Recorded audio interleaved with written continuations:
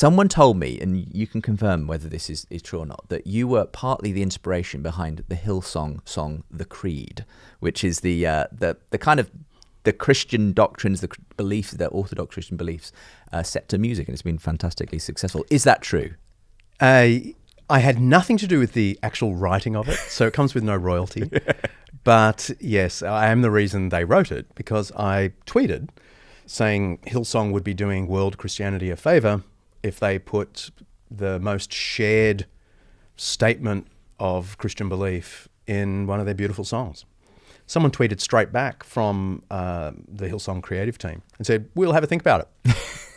And then I got a phone call from them, and they said, "Yeah, we're going to give it a go. Fantastic. And would you be willing to, when we've got a demo, come and have a listen?" And so I did. They took me out to breakfast, and I met the songwriters and the creative team, and they played me a demo of the song and said, "What do you reckon?" And I thought, it's actually really good. It is. It's a great song. I wish I could lay some claim to the creativity behind it, but that is all them. It's kind of nice, the rock musician has a second, aim at stardom through Hillsong. Well, the rock musician now nerd. I love it. But that song, has been played in countless churches. We play it in our church. And what I love about it, as I'm sure you do, is the fact it is words that go back to the very beginning of the Christian faith, but done in this tremendous contemporary way. It's a great statement about Christians do have some things they share, because you hear from a lot of skeptical people, you guys can't even work out what you believe. Come back to me when you can agree on something. Well, here is 83 words in the original Greek. 83 words. Christians say, yep, we believe this. That's something. Yeah, absolutely. And in a sense, kind of takes you back to the fact that from the beginning Christians have been singing their truth, if you like. And I think actually the way we imbibe a lot of scripture and doctrinal truth is through singing. And maybe that's kind of faded away a bit in more recent kind of the, charismatic songs that have been a bit more Jesus is my boyfriend, as they say, and haven't contained as much of that kind of core truth and stuff. And maybe we're kind of moving back to kind of embracing more of that again now? I think we are, and I think it's a beautiful thing. I mean, the evidence we have from the New Testament period is that Christians sang psalms, hymns, and spiritual songs. And we have a couple of examples of the songs in the New Testament embedded there. Very probably Colossians 1 and Philippians 2 contain early hymns, not in the classic style we'd recognise, but certainly in the chanting style. And one of the documents I played with up in Oxford in my research is the earliest fragment we have of a hymn, a Christian hymn, with musical notation. It's from about the year 200. But there were plenty of other hymns, but this is the first hymn that actually has the ancient musical notation on it.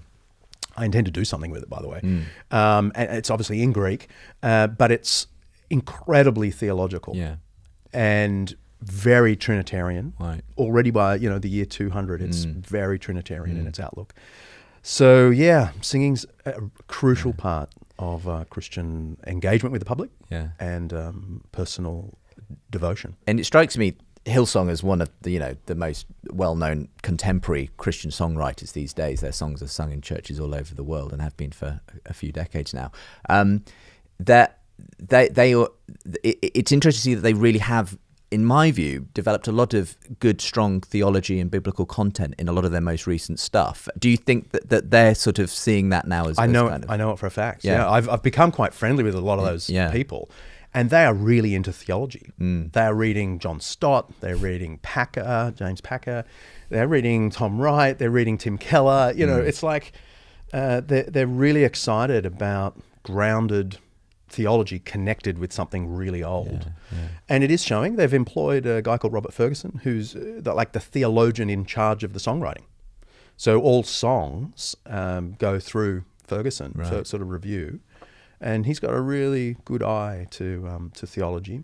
But the great thing is they don't seem to worry about taking risks with poetry.